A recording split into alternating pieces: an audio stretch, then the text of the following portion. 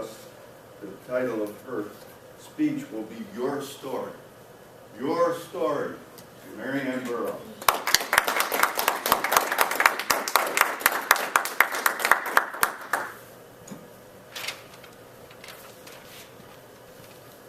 Extra, extra, read all about it. Extra, extra. Fellow Toastmasters and welcome guests. If I was a newspaper reporter and I was reporting a story of your life, what would the headlines read? Would it be that you're rich and famous and talented? Or maybe there'd be some skeletons in the closet. But the most important thing is, what is the story of the rest of your life to be? Do you have goals and dreams that bubble up in your head? But perhaps you'd like to write a novel. Or maybe you'd like to visit faraway, exotic places. But you've not yet sat down and typed out the outline for that book.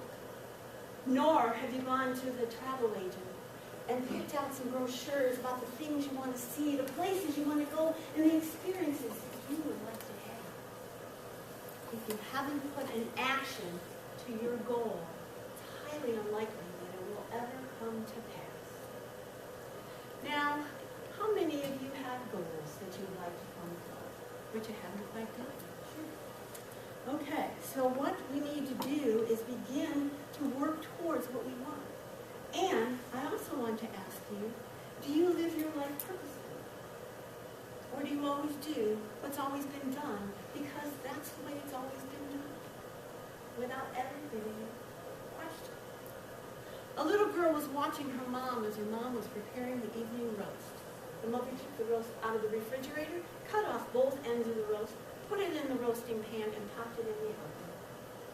The little girl sat watching her mother rather perplexed, and she said, "Mommy, why did you cut off the ends of the roast before you put it in the pan?" And the mother thought and said, "Well, that's the way Grandma always did it."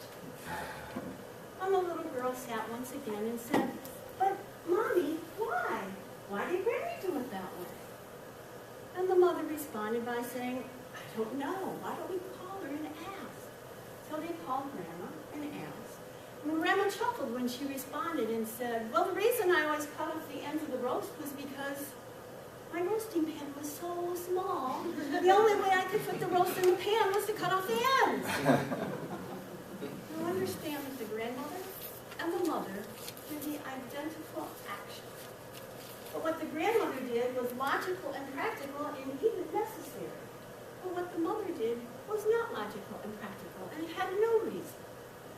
How many ways in your life do you continue to do things because that was the way it was done, without ever giving thought to why you're doing it? A few months ago, I was going through the items of a loved one that had recently passed away, and I came upon these Oriental shoes. And as I held them in my hand, one tumbled to the ground. And as I bent down to pick it up, I saw the bottom of the shoe, the sole. It was all scuffed and worn. And at that moment, I gasped, because I realized that these shoes weren't just a souvenir from a faraway place, but these were shoes that were worn by another human being. Thoughts of stories that I had read and heard about young girls in China who had their feet bound.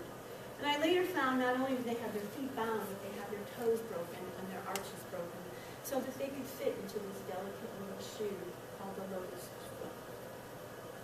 Now, it would be easy for all of us to sit and question, why would anybody do this to their own child?